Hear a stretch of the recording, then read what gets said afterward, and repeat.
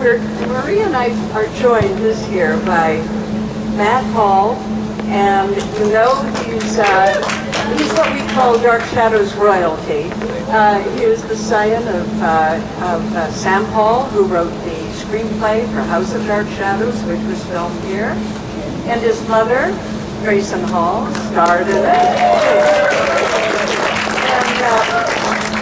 And I'm thrilled that he brought his sons, Jeb and Caleb, so they can see what this is all about and be very proud of their grandparents. So I'm really thrilled you could join us, Matt. And then we have Donna McKechnie.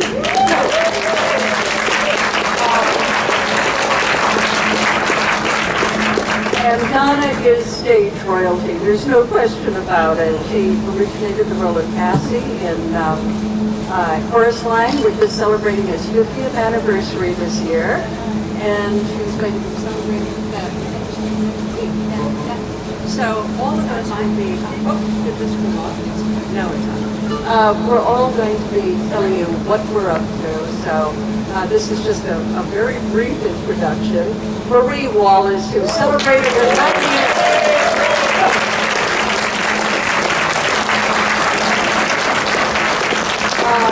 Marie celebrated her 90th birthday in May.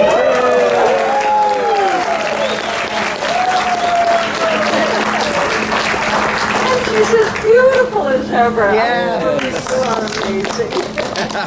And we have our amazing Sharon,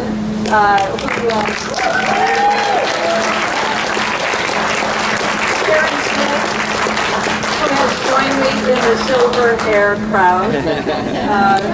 You look beautiful. You really do. All right. Just a few things here.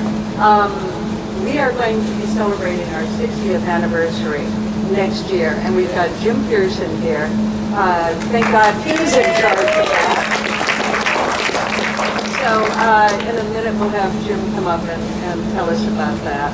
And also to celebrate our 60th anniversary, I'm working with John Logan on a book called Dark Shadows Legacy, and that'll be out next spring. 60 years next year.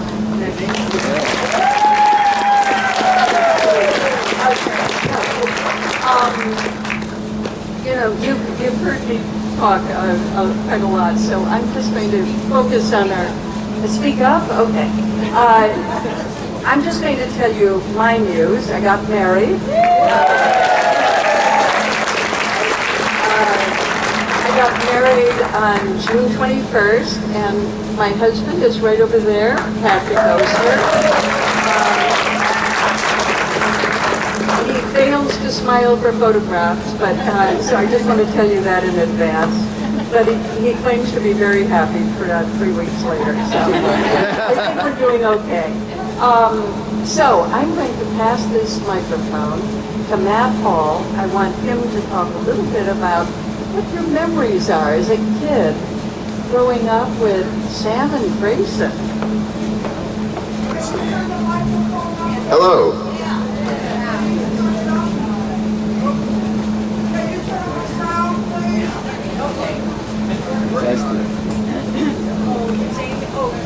Testing. I'm so sorry. I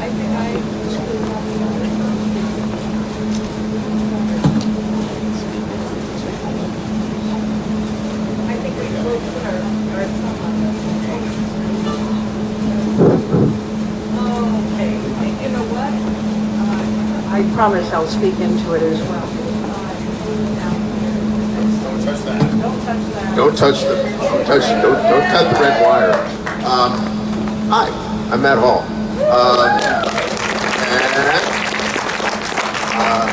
And my sons are over there, which would make them genetically equidistant from Sam and Grayson, who were my parents. And I don't know what y'all know, so I'm just going to blurt out stuff that you probably already know.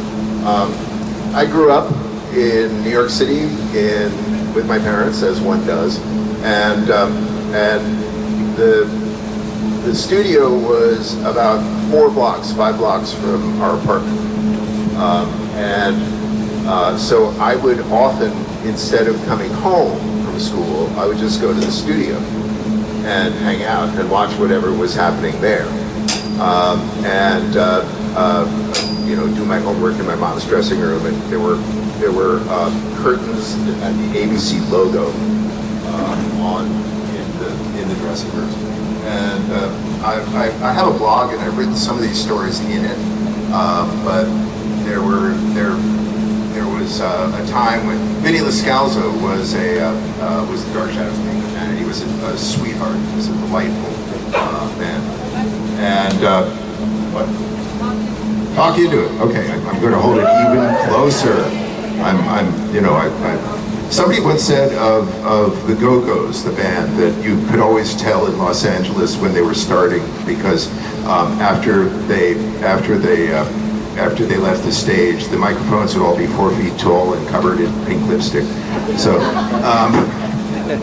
but okay, so when I was a kid, I would come home and go to I'd come back from school and go to the Dark Shadows studio and hang out with my mom and be in her dressing room doing my homework and avoiding my homework, because that's more what I did.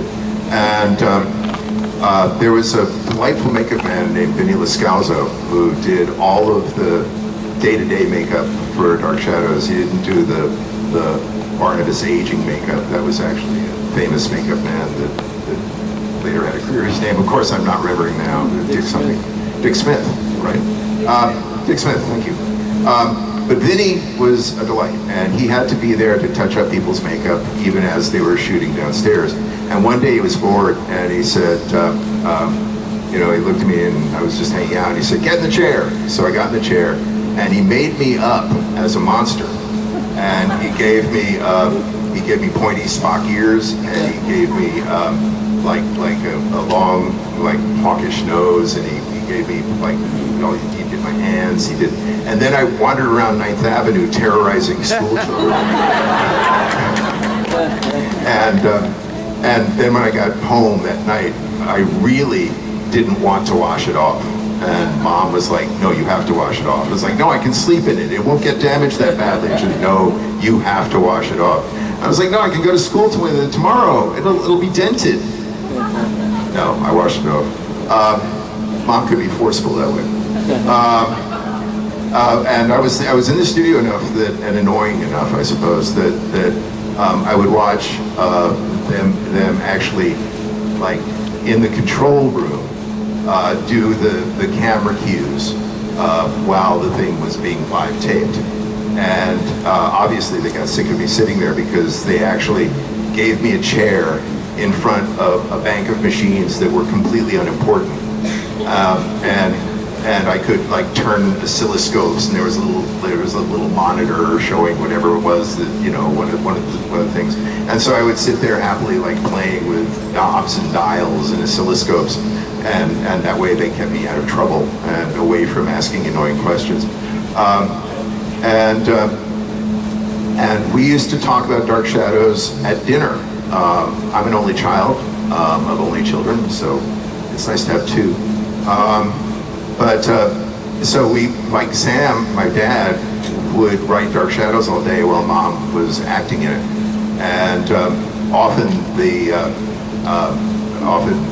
would sit in our living room. Gordon Russell and Sam and Ron Sproat and the other writers would sit in our living room, coming up with story, trying to block the week, as the phrase goes. And then I would come home and watch the show if Mom wasn't, if I wasn't in the studio annoying my mother. And then at dinner we would actually talk about it, and we'd talk about ideas and what was going to happen next. And every once in a while I'd throw out something that actually, in some tiny thread and needle type way, might get in there. And that was great fun. So it was kind of like we lived and breathed Dark Shadows for that whole period. I was basically in 5th grade, I was in a shop class in my school, and I made a coffin. And the shop teacher actually at some point realized that this was probably not a good thing. And walked over to me and was like, "Why are you doing this?" And I said, "My mom's in Dark Shadows." He was like, "Oh, okay." You're not a psychopath. We don't really have to worry about you.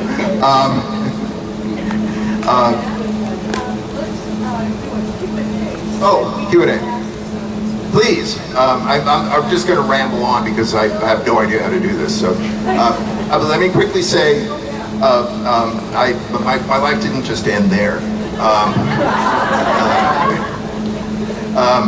I eventually got taller and went to college and started writing, and have written 2 novels that have been published, and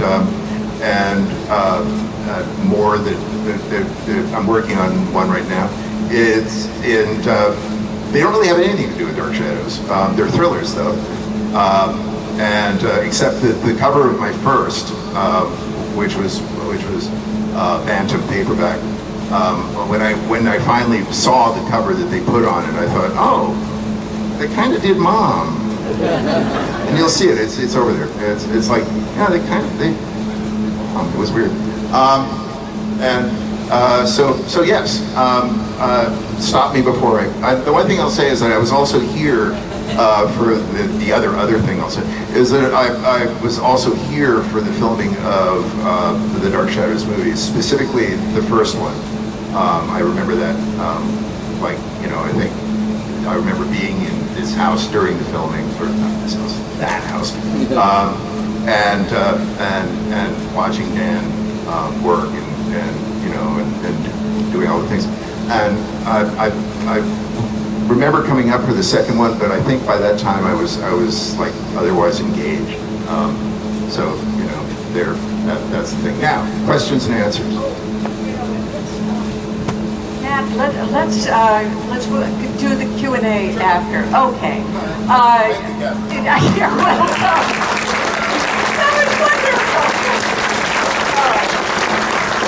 I heard maybe a half a dozen things that I didn't know before, and I do remember you when we were filming here. So I would love to hear from Donna McKechnie now, and I will just say that I remember when Dan Curtis said that he had seen Donna McKechnie in Promises, Promises on Broadway, and he was so taken with her that he wanted her on Dark Shadows. So we're very lucky that she's very busy.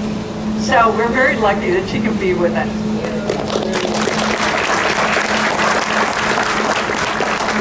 Well, thank you so much. This is so exciting for me to be here because I'm always on the road or traveling or working, and this is a very special event, so thank you, Kathryn.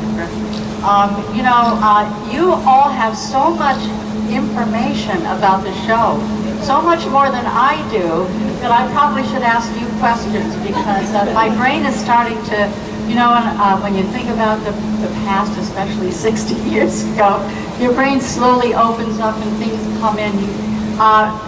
Kathryn reminded me of that I was in Promises, Promises at the Schubert Theater, and this was a great, I had an audition with Dan Curtis for Dark Shadows, had no idea what that was, and I was an acting student, and I was on Broadway, but I had never really done television, except for Hullabaloo. Anybody see? Are we all the same age there? So this was serious. This was an acting role. I remember going in the office, and he couldn't have been nicer, and sitting in his desk, and we just had sides. He read, and I read the scene, Amanda Harris. It was very emotional, and because I was so determined to be an actress. Are we on? Oh, good. Okay. So I got very emotional, which was the right emotional condition for the scene. So my tears were flowing, and I thought, oh, I'm acting up a storm. He's going to love this. actually, I don't know if I was any good, but he did hire me, probably for maybe 1 or 2 shows. And then to be on the set, that's a whole other, that experience, with David Selby.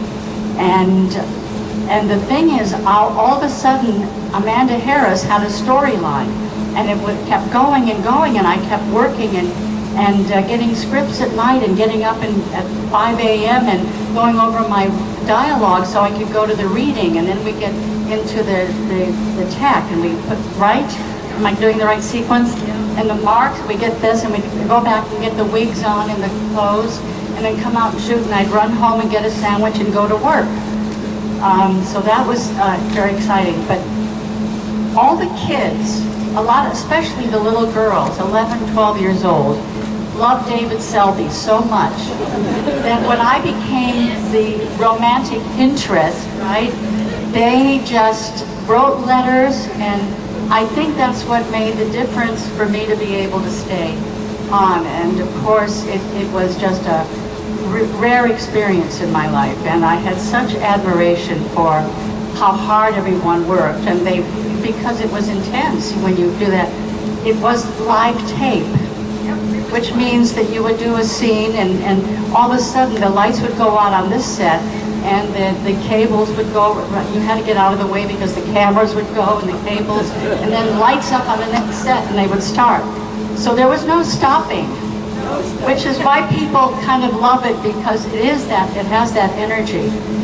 Anyway, that was it was just a fantastic time. I did get another show, Company, and because I was kind of a Broadway baby, you know, I decided I had to do Company. I had no idea what Company was going to be. It was a very special time in my life. So Dan Curtis wrote in the script, or had, you know, probably your father's, they killed me off with an avalanche. And which is kind of dramatic when you think of it on daytime television. A lot of peat moss and styrofoam rocks, and we rehearsed it. And we had, I think it's interesting what goes on backstage with all these things.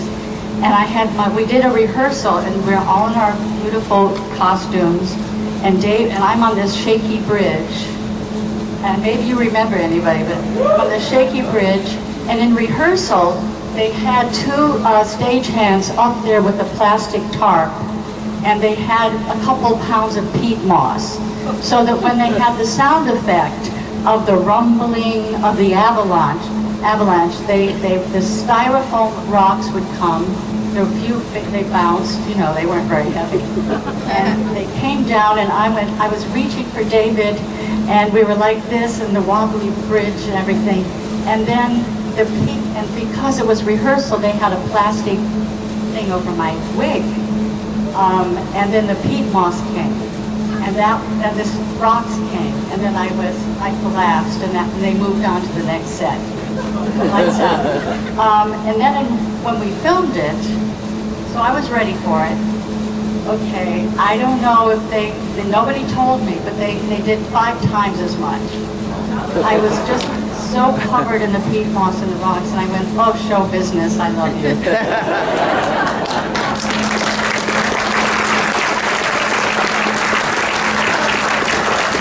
I think the best part of that story is when they finished, there she was, left in the dark. They moved on to another scene. There was nobody to help her get out of the peat moss, right? And say, well, that's the glory of being an actor, I guess.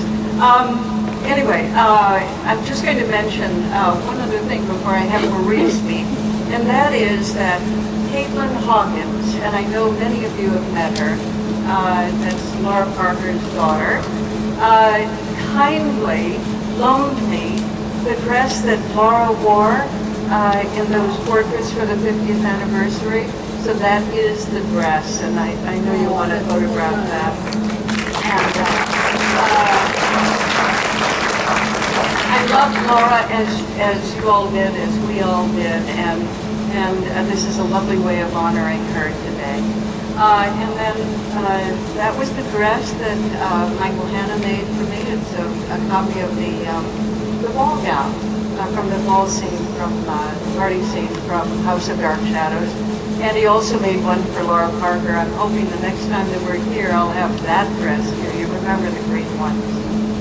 Anyway, I'm going to introduce Marie now to speak. And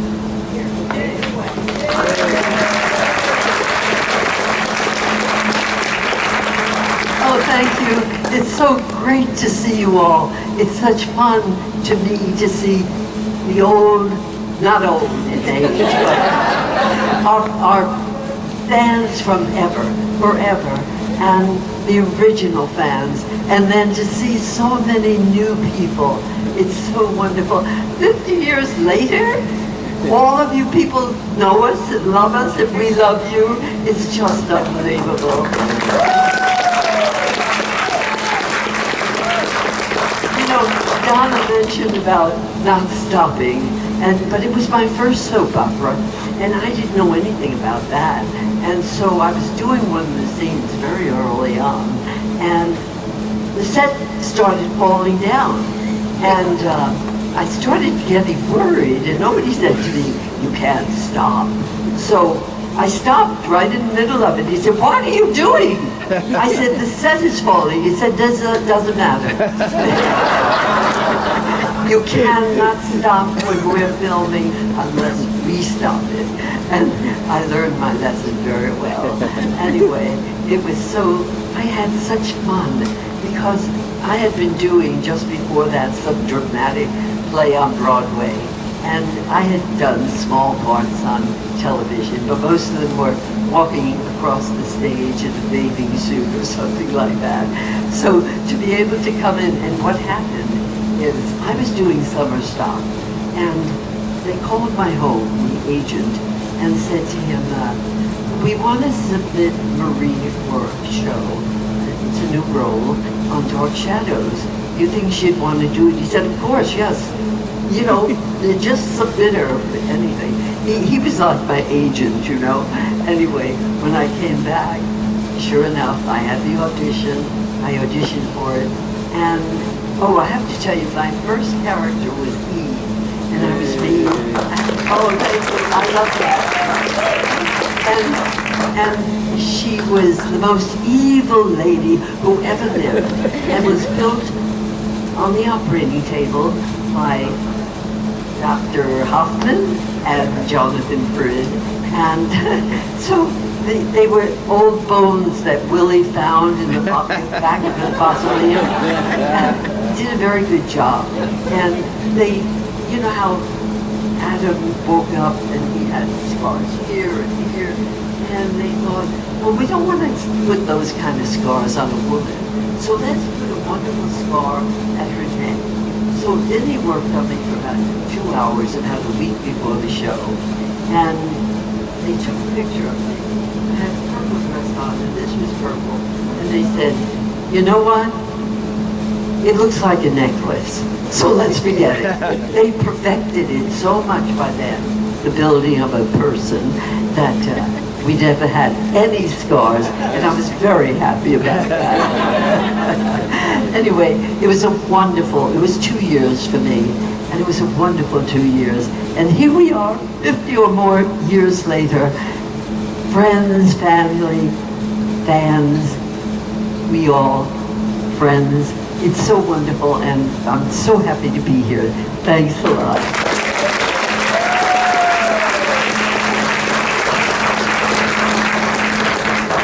did you know that Marie was on Broadway? In 8 shows. Yes, 8 shows. Gypsy. Gypsy was my Gypsy first. with, I can't believe. My first show with Ethel Merman. Yeah, with Ethel Merman. And sorry, I was so thrilled when the beginning of the show, she walks down the aisle. Nobody had ever done that before. And she said, "Sing out, Louise!" And we all started to cry. I mean, it was so wonderful. Broadway. And what a... oh my God, it was so great. Yeah, we loved you, Marie.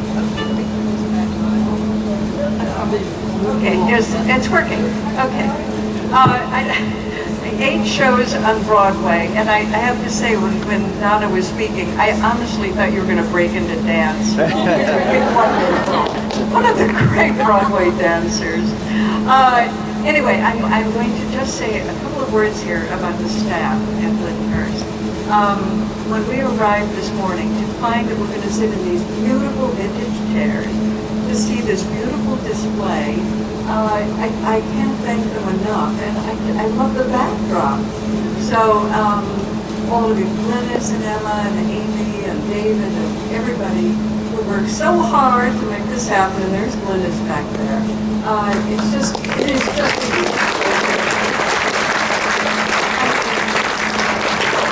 And if you walk in, we've got chandeliers and a beautiful gray carpet. You can't beat it. So we have another guest here who hasn't been at Lyndhurst before, and I'm just thrilled that Sharon can be here. So Sharon.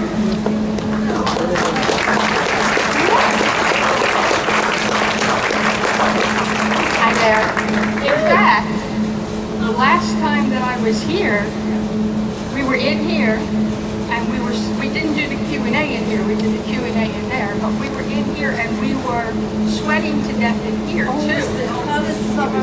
I remember, we were on stage up here, yep. That's the time that they got me to sing London Bridge, and that's not going to happen again. If you want to see that, it's on YouTube. Yes, I have a lovely pink top on. You can't miss me with the white hair and the microphone up like this. They captured it. Thank you very much. I am Sharon Smyth-Lentz, and for those that don't know, I was little Sarah Collins, Barnabas's little boat.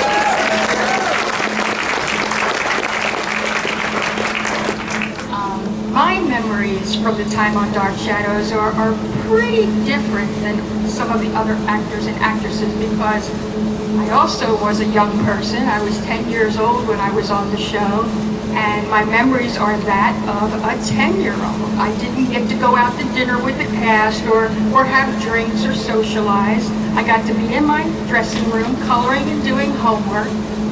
But the best part was when I got to be on the sets when they were not being actively used, and I would roll up the cobwebs were made out of like this rubber stuff that they blew on with like a weed blower thing, and you know, I would go around and I figured out that if you gathered that up, you made a Super Bowl out of it.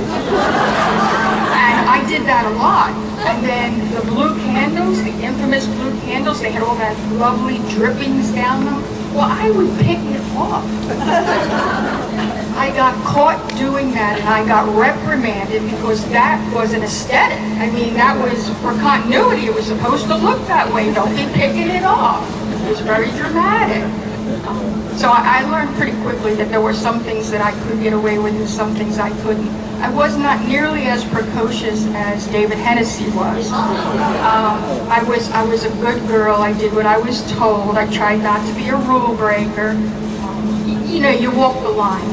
Fine, you stay under the radar and you don't get in trouble.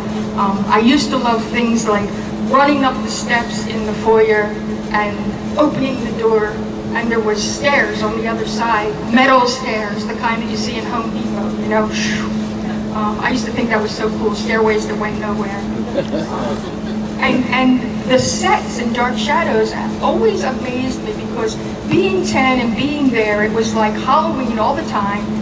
Everything was make pretend. I was never scared of anything. I know that's always a question that I've asked. I wasn't scared of anything because I saw it from the other side. Everything was fake and thin walls, and as was said before, you had the cemetery here and you had the blue whale right here, and all within, like, I mean, actually the set was, or the studio was only maybe a little bit bigger than this room.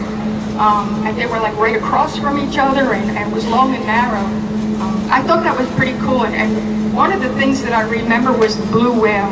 When you're watching it in the big window that's by the front door where you come in, there's a big window here before you hit the bar, and we always see, you know, the waves, the glistening of the waves, and what do you call that? the refraction of the waves in the window. Very, very atmospheric. Well, on the other side of that, behind the scenes, there was a gentleman with like a cement mixer pan with water in it and a mirror in the bottom. And he was back there going like this. I love that. I was like, oh, let me do that, that's so cool. You know, we've come a long way, not we, but the business has come a long way in technology, obviously, in the way that they do things like sound effects and whatnot. I'm not a big fan of CGI, sorry. I kind of get off on the rudimentary stuff. You know, the cranks in the back for the creaky doors and the two wooden blocks that they slam together for certain effects. I got to witness that behind the scenes. As long as I was quiet, nobody threw me out.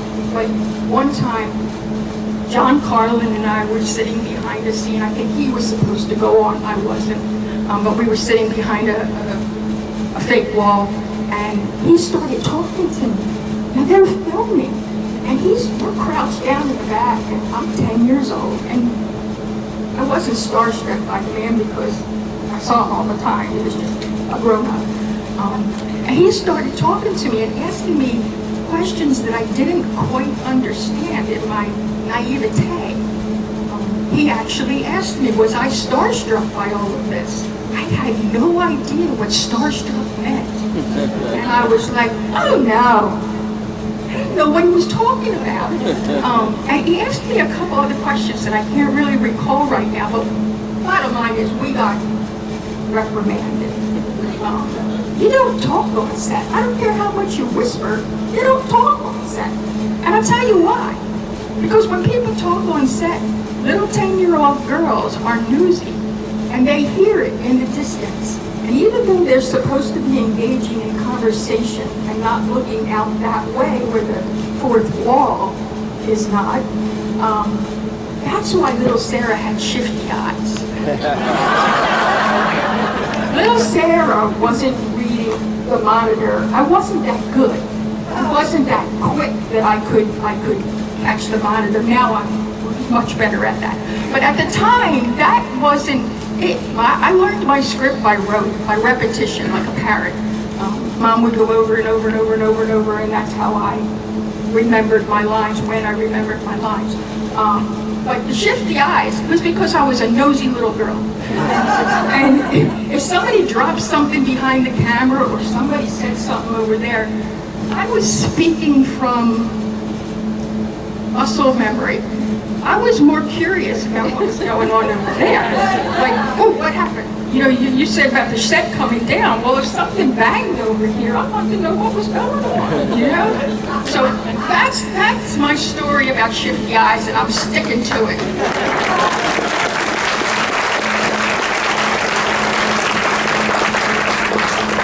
Besides the question that I always get about were you scared, I didn't have the advantage of hearing the spooky music or knowing the entire storyline or anything like that. So it didn't apply to me.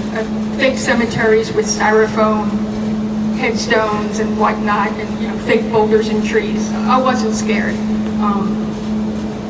What's the other question I always get that I just went right out of my head because I also have on set Alzheimer's. Were you scared? I wasn't scared. I was never scared. There was not one time, and they set me up because they were that good at what they did. During the read-throughs and the blocking and the rehearsal, we did a scene one particular way. And that was the scene where I am stuck in the mausoleum and Jonathan shows up after he's bitten somebody and he had blood down his face. When we did that rehearsal, he just came in and I was like, oh, ornaments, Well, when they actually filmed it, was the first time that I saw the blood. And they did that very much on purpose to get a genuine response from me. And they did, because if I was maybe a couple of years older, I would have went, oh shit.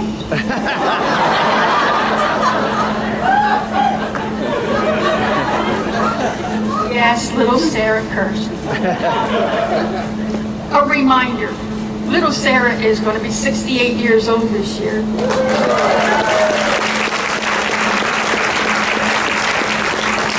I'm not 10. I've had a long life, many, many decades. I've been many, many people since those days. I am a much more complete and full person than I was at 10 years old. I'm not nearly as naive. But I want to say I am constantly amazed and just filled with so much good pride that Dark Shadows had such an effect on so many people that these many years later, we can gather and reminisce and meet new friends and meet new people that feel the same way that we do about such an iconic show. Who knew?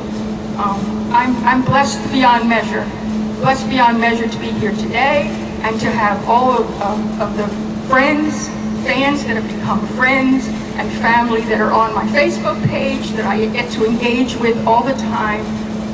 It goes way bigger, it mushrooms way bigger than just Dark Shadows. And for that, I am so grateful. You guys are the most loyal family. If you could choose a family with all the craziness of it, this is the one. We're all Collins cousins, and I love it. And thank you.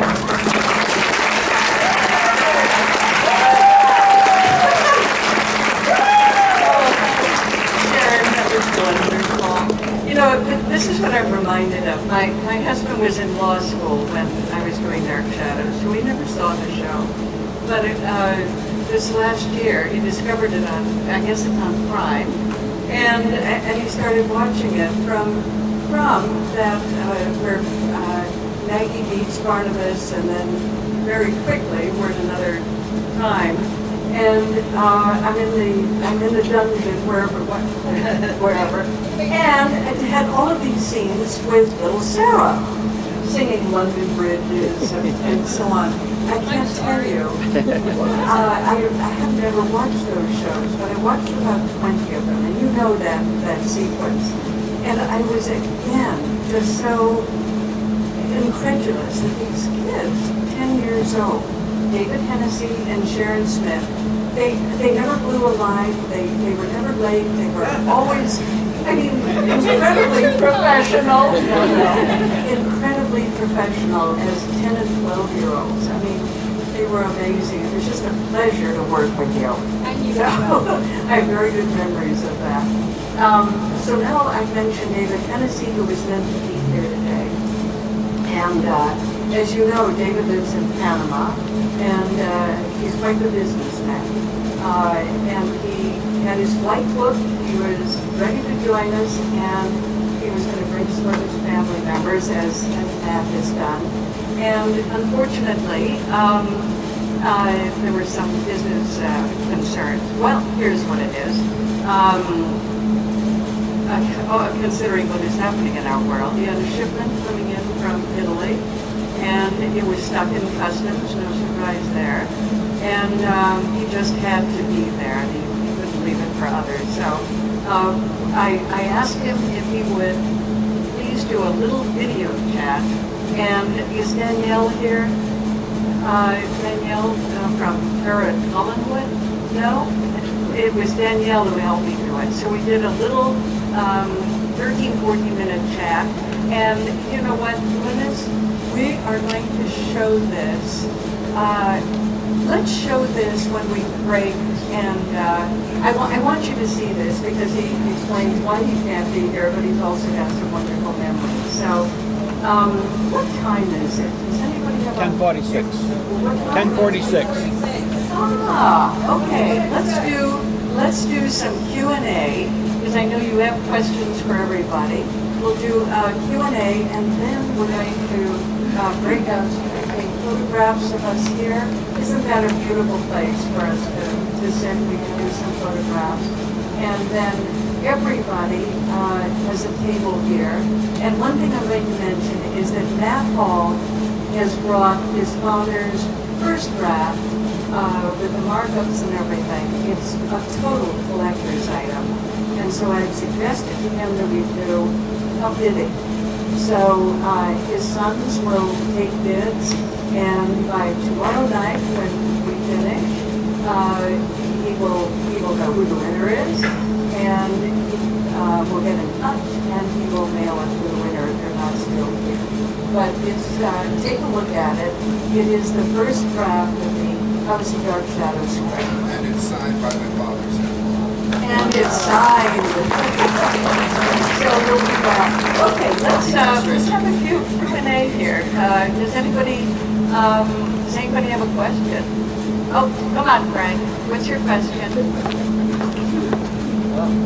So nice to see all these beautiful girls for the millionth time, and for the first time, this beautiful man. So my question's for you. You're in primary school. Your parents are in Dark Shadows. What was the reaction of your schoolmates that your parents were in this popular show they all watched? Frank, that's a great question, Matt. Well, it's interesting because I went to a pretty small school called Rudolf Steiner. If anybody knows Waldorf schools, and I hate to say it, but we were a fairly accomplished class, and I like my friends were their parents were actors. There was one kid who was a better writer. The only person in the class who was a better writer than me was this kid Paul Lyons, and his father was a fairly noted publisher. We had a couple of high-level lawyer parents, and a couple of high-level doctor parents, and so it was just like, oh yeah, these Dark Shadows, you know.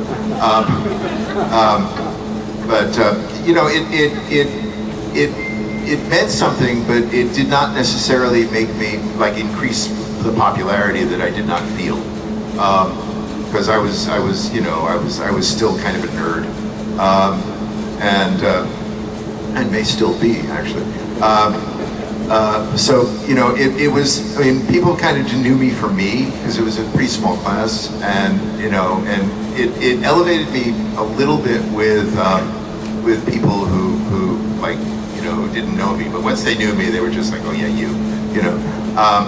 But I kind of wanted to say that there's a subtext of Stephen Sondheim here between between Gypsy and Company. I just wanted to say that weird subtextual Sondheim thing that is happening in front of you.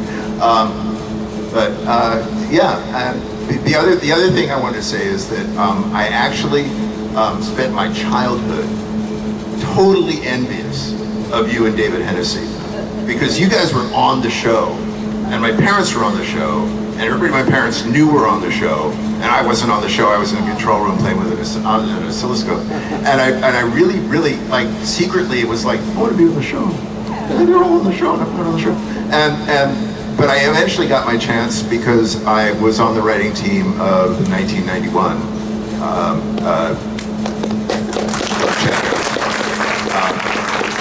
which is a whole other series of stories. My running line on that, fair or unfair, is that we went up against the Gulf War and lost, but they had better production values and spent more per episode. But yeah, it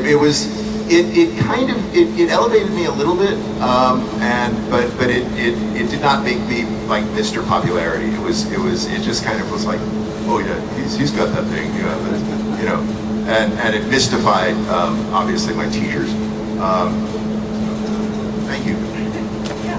That was a good question. Thank you. We have another great question. Yes, what have you got? I was curious if when you did the opening narration, was there significance for the process? Like, was it set for script for that day? Was it narration? I think I might be the best one to answer that one. Okay, all right. Yeah, I'll get to you. You're asking, Chris, if there was a set pattern to who's, I'll tell you. In the beginning, it was Alexandra Malka, who narrated everything, until Dan realized that she had to be paid for her narration whether she was in the show or not. And we were on a sliding scale, right? That was it. And so from then on, whoever was not in the first scene did the narration, because that was live too. Did you ever do the narration at the beginning? The voiceover at the beginning? Oh, yeah. Yeah, but Marie did. We had to go into the booth and record it live, and then run back into the studio. So if you were in the first scene, you couldn't do the narration. So those are the two answers. Thanks, Chris. Do you have anything? All right. Yes. Very first episode, your early episodes, and you did the location shots, and you guys are all coming in different doors of the Griswold Inn, and it all ends up in the same spot. Was that done all at once, or did you, as the episodes progressed, you went back to Essex and no? Okay. A couple of years ago, we were all in Essex in Connecticut, and if you've ever been there, many of you have, a lot of the place names, you know, Evans and many of the place names are from there. So none of us sitting up here did that early filming. That was David Hennessy, Louis Edmonds, Alexandra, David Ford went up there to do the filming. And that was location filming that was used, you know, for all 4 years. I can't really answer anymore, except that, you know, when they did that filming, we hadn't started shooting we hadn't begun the episodes yet. So, yeah, coming in and out of... Exactly.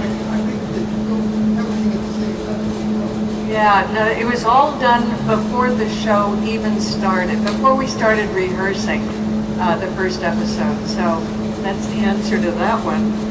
Okay. Anybody else? Yes. It just sounds like, I mean, you can see it when you're watching the show too, but based on everything you said, all of you speaking, that it was such a high tension, sometimes high stress environment. And I mean, any of you could answer, I'm really interested to hear, but what was the one thing that was most rewarding to you about that entire process? Being a part of that whole show, the movie, what was the most valuable thing that you learned during that whole process? Okay, Donna, do you want to take that one? I think you're all okay. Sorry, watch out this way. She wants to know, we're working fast. Yeah, yeah. Well, there was no time to think. And, my training as a dancer, as an actor, a singer, and that repetition means something to me, because that's how we do what we do. Memorize steps, lyrics, repetition. And when it was terrifying for me, because I need to be over-rehearsed. There was no way you could be over-rehearsed when you're doing Dark Shadows. And I think the good thing is that there was no time to think. You just did, and you hope that the most important thing, it wouldn't be on the stage necessarily in a play, is you've got to hit your mark. Because everyone depends on the lighting man, the cameraman, the sound, they all depend on you hitting that red mark. You have to go to it without looking at it, So all of those things were kind of exciting and thrilling, but terrifying. Does that make sense? That's a good one. I have a racing story. I have a quick story about my mom in terms of terrifying and gratifying. There was one episode where, and you probably all know it, where she's basically alone in the entire episode except for one scene with Nancy Barrett, Carolyn, and she's just as I remember, they had used up the actor's budget for that particular sequence, and there was nobody around that she could interact with. So my father wrote this script where she was just freaked out by things, and she was alone for 70% of the show, being freaked out by things, and she was actually like she was actually really proud of that episode, so much so that she actually ordered a kinescope, which is was basically the film version that ABC had of that particular episode, because she was really proud of the work she'd done. That she was very gratified by like the fact that it was a particularly difficult assignment to just like be alone on a set, being freaked out by noises and things moving, and she felt great about it enough that she ordered the kinescope. Anyway, that kind of helped to answer. Questions here? Yes. Oh, way in the back. No, you. Hi. So for the ladies, did you all have a favorite scene partner? And for Matt, did you have a favorite character that you wanted to A favorite character and a favorite scene partner? Yes, the ladies, did you have a favorite scene partner? For Matt, did you have a favorite character? What was it like? Okay, Marie, I'm going to give you that, and then Sharon. Okay. Each time I played a new character, I loved that character. But I must say, we could connect with Jenny. There was something about her vulnerability that I just loved. And so even though sometimes it was funny, I approached it from such a way deep down. I could just understand her feeling of rejection and loneliness, and I guess that's my favorite character. Who was my favorite scene partner? Oh, gosh. What about Robert? No, Robert Rodin was wonderful, but I loved, I can't think of his name, 3 names. Humbert Allen Estrado. Oh God, first of all, he was gorgeous, I thought. And so I could react just naturally to him because I felt that way anyway towards him. So I just loved him, yeah. I wish he could be here today. Yeah.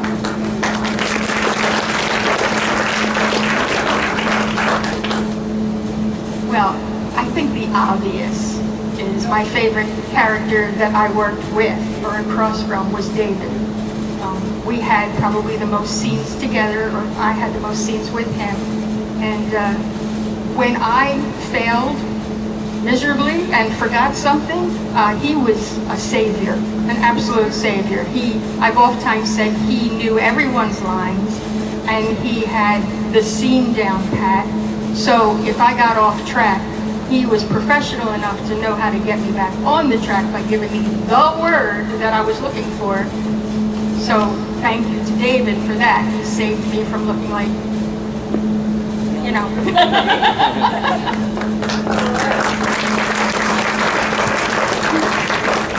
Oh, all right.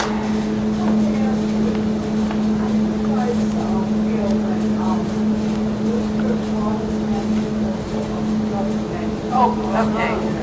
Joan Bennett. All right. I will say this. Joan was like a girlfriend right up until she died at the age of 80. I adored her, and I am now very close friends with her granddaughter, Vanessa Hope, who's a filmmaker, and she looks so much like Joan that I do a double take every time I see her. So I have wonderful memories of her, but I think we all do.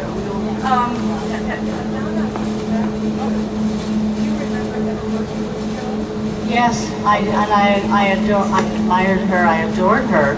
She was a very sweet lady, very professional, but I remember a lovely sense of humor. I didn't feel the tension. Maybe she loved what she was doing. That's the feeling I got.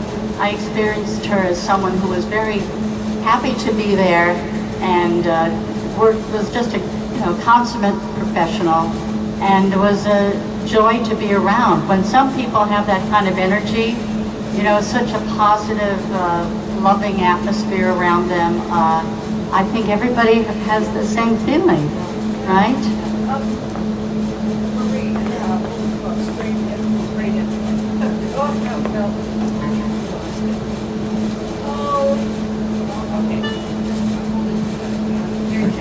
All right, fine.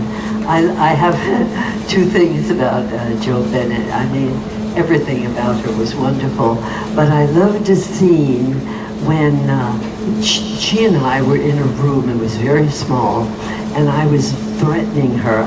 I was Crazy Jenny at that time, and she was very scared, and she was running along. She had no place to go, but I kept going after her, and I said to her, "You used my green dress." And I was so mad, and I had the knife or scissors in my hand, and I wanted to kill her. I don't know how we got out of it, but we did. The other thing I remember, a lot of us were wearing clothes that were that vintage, not very often, but we did. And she said to us one day, she said, "You know, if I wore those dresses, I just look like an old lady. But when you all wear it, it looks so wonderful." And she was that gracious kind of person, and that's what I love. And one other thing, sometimes people try to get out of the rehearsal before the day that we filmed. She never, ever did that. She always stayed until we finished that rehearsal. And that impressed me so much because she was such a star, you know, from Hollywood. And that endeared me to her. Those are all the things I think of when I think of Jo.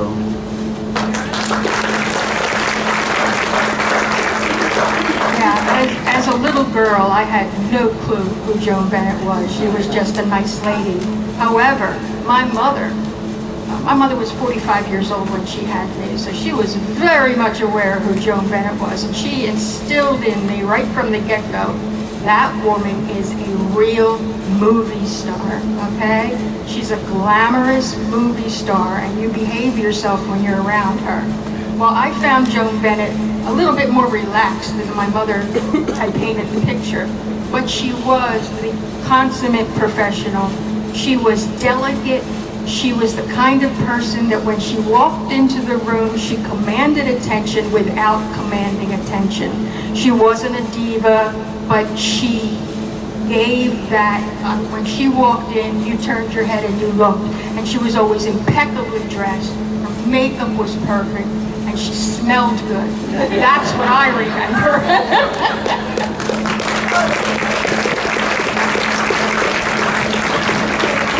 From that as well, but I will tell you, I went up to Scarsdale once to visit Joan, and I spent the night, and around 2 o'clock in the morning, and we'd had a couple of glasses of white wine, she showed me her screen test for Scarlett O'Hara, and it was Anne Pullet Goddard's, and of course Vivien Leigh got the role, but it was Joan who could have really, when you see her, as I saw that screen test, I thought she should have had the role. She was wonderful.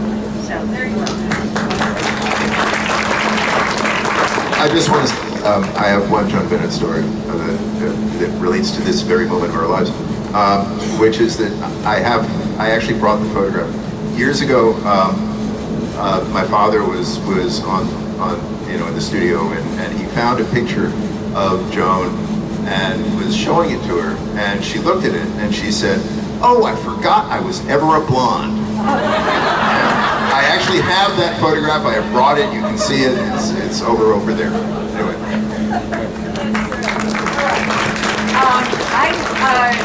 I'm going to take one more question, and then I think we should regroup right over there, and you can take some photographs of us sitting posed on that.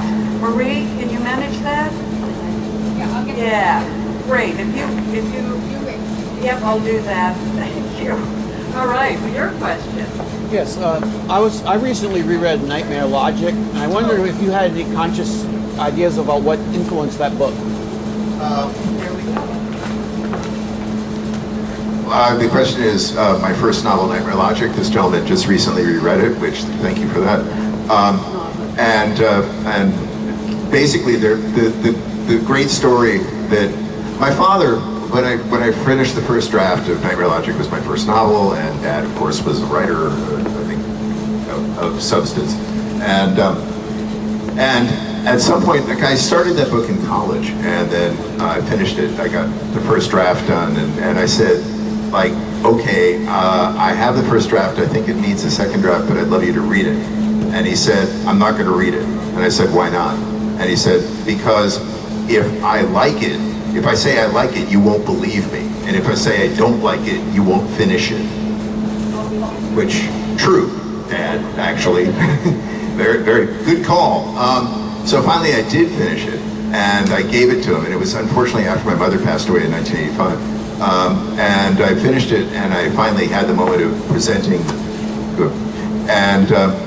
and he read it, and he, like, you know, I was waiting for the big critical moment, and he sat down with me, and he said, okay, if your mother was still alive, and she read this, she would appear in your, like, at the door of the apartment building where you live in a stretch limo, and she would beckon you into the stretch limo, and she would take you immediately to Bellevue. Okay, while we regroup over there, I'm going to invite Jim Pearson up here. Just to, Jim, you good with that? And let us know what's happening next summer. We are it's warm in here. Isn't it, Glynis? It's a little bit warm.